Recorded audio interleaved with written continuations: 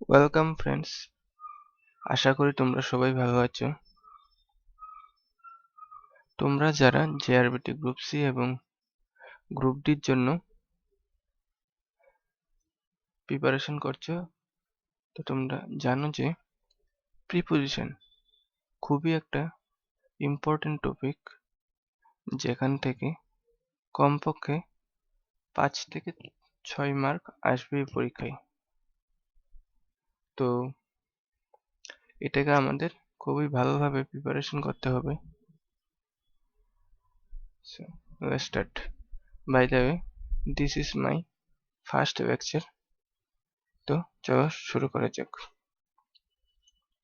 ভিডিওটা স্টার্ট করার আগে তোমরা যারা এখন ভিডিওটা দেখছো সবাই জেবি ক্লাসেস ইউটিউব চ্যানেলকে এখনই সাবস্ক্রাইব করে নাও এবং ভিডিওটাকে লাইক এবং শেয়ার করো।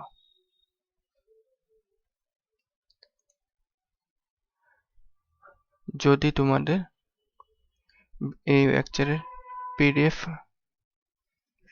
ডাউনলোড করতে লাগে তাহলে আমাদের এই যে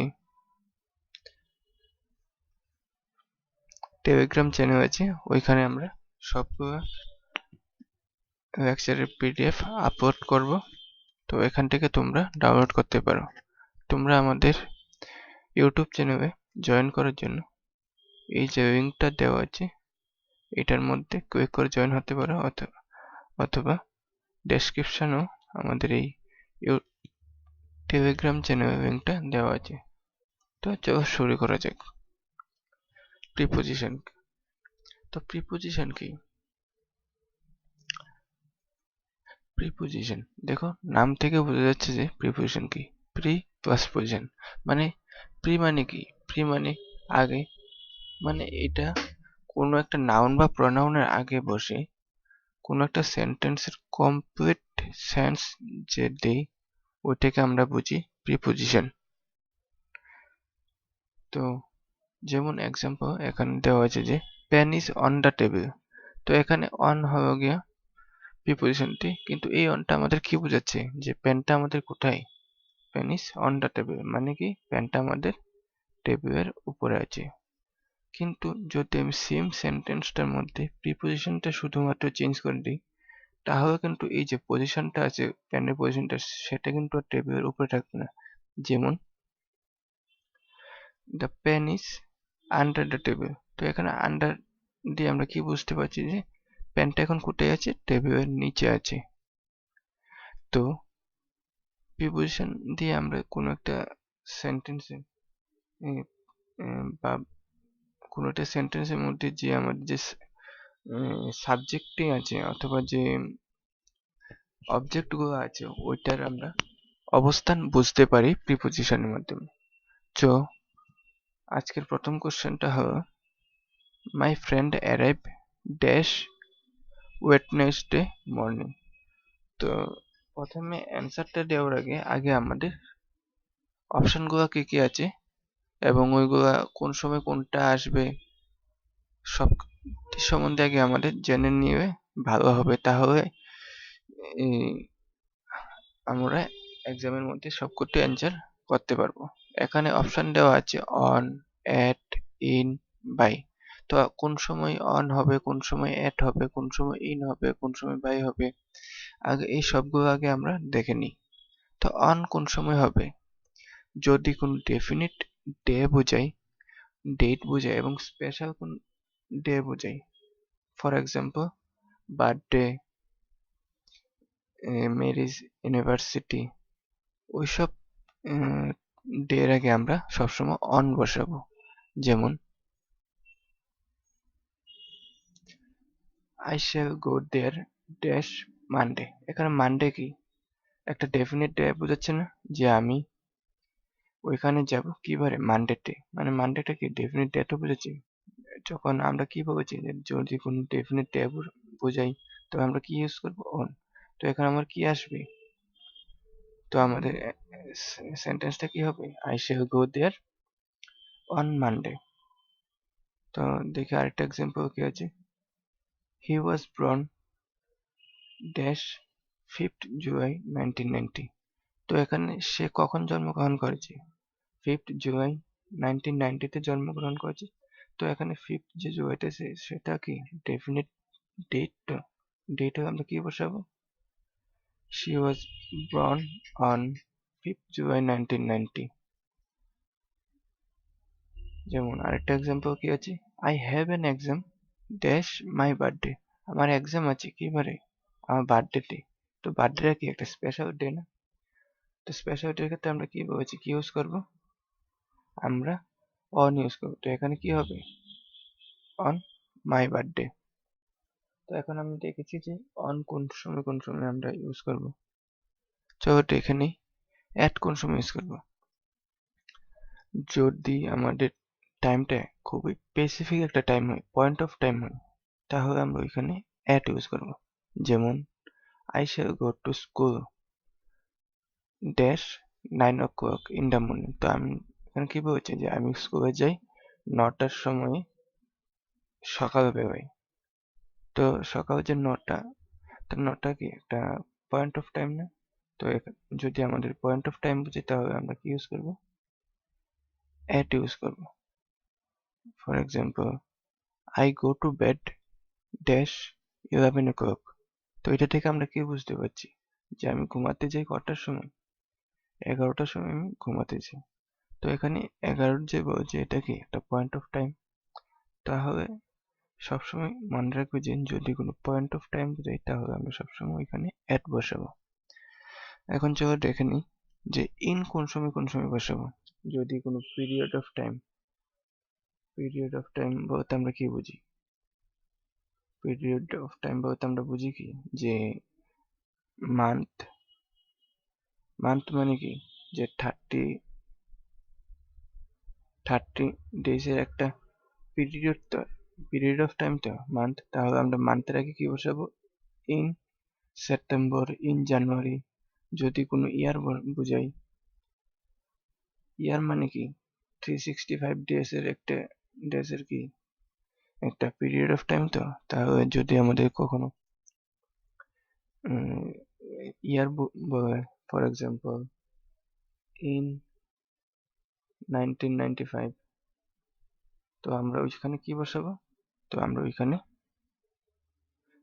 ওইখানে কি বসাবো? ওইখানে আমরা ইন বসাবো। তো চলো দেখি কয়েকটা এক্সাম্পল দেখে নিই। তো এখানে কি বলছিলাম যে মান্থের সময় আমরা কি বসাবো? ইন বসাবো। Month, session, for example in summer session. তো সেশনটা একটা কি period of time.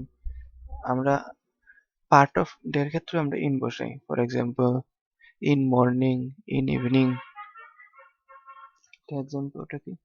I always work dash the evening. তো এখানে কি বোঝাচ্ছে? ইভিনিং। ইভিনিং কি একটা পার্ট অফ ডে। তো পার্ট অফ ডে এর ক্ষেত্রে আমরা কি বসাই? ইন বসাই।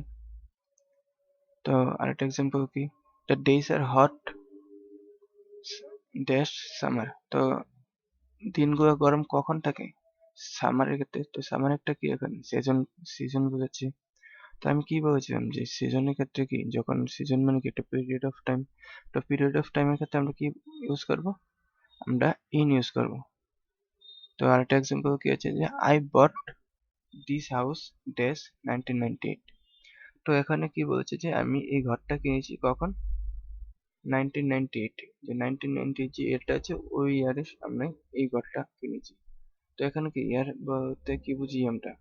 যে একটা পিরিয়ড অফ টাইম। তো কি হবে এখানে? I bought this house in 1998।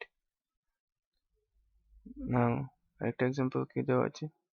I visited Kashmir dash January last year. তো এখানে কি বলছে? জানুয়ারি। তো এখানে কি একটা জানুয়ারি মানে কি একটা মান্থ বলেছে। তো আমরা আগে কি বলেছিলাম যে মান্থ মানে কি? মান্থ মানে কি বলেছিলাম যে এটা 30 ডেজের একটা কি পিরিয়ড অফ টাইম। তো আমরা এখানে কি বসাবো? পিরিয়ড অফ টাইম হবে ইন বসাবো। তো কি হবে? I visited Kashmir in January last year. তো চলো দেখে নিই বাই কোন সময় আমরা ইউজ করবো।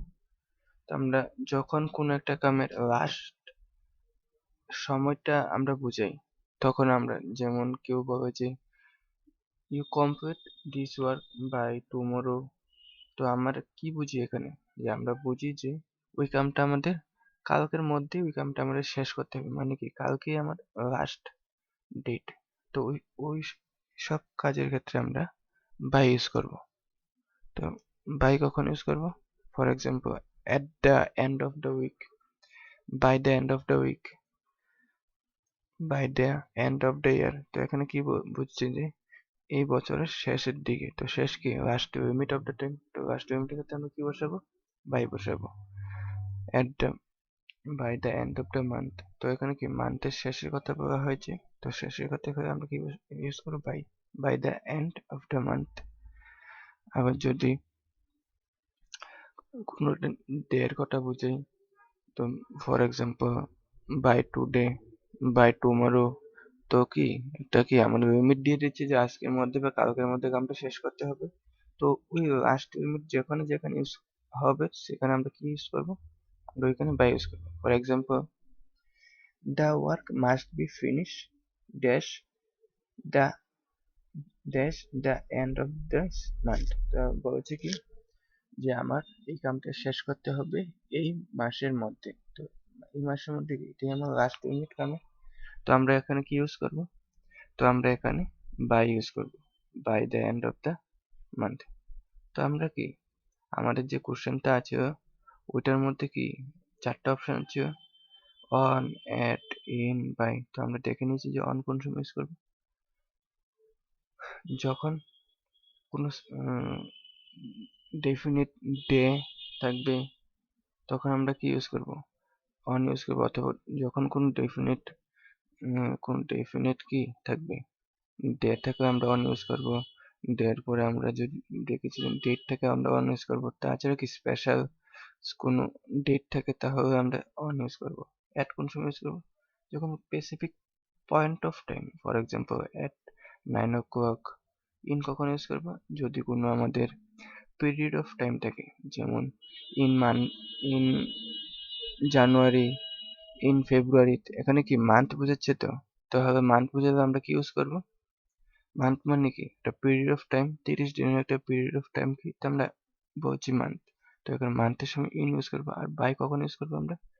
যদি একটা কামের ডেডলাইন আমাকে দিয়ে দিই যে তোমাকে এই কামটা শেষ করতে হবে আজকের মধ্যে, তো আজকে কি আমরা একটা লাস্ট লিমিট দিয়ে দিচ্ছি বা ডেডলাইন দিয়ে দিচ্ছি, ওই ক্ষেত্রে আমরা কি ইউজ করবো?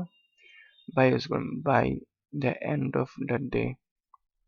তো তো এখানে আমার কোশ্চেনটা কি বলছে যে my friend arrive dash Wednesday morning. তো এখানে কি বলছে যে ওয়েডনেসডে আমরা কি বুঝেছি, এটা কি বোঝাচ্ছে যে একটা স্পেসিফিক ডে বোঝাচ্ছে। তো তো স্পেসিফিক ডে বুঝে আমরা কি ইউজ করবো?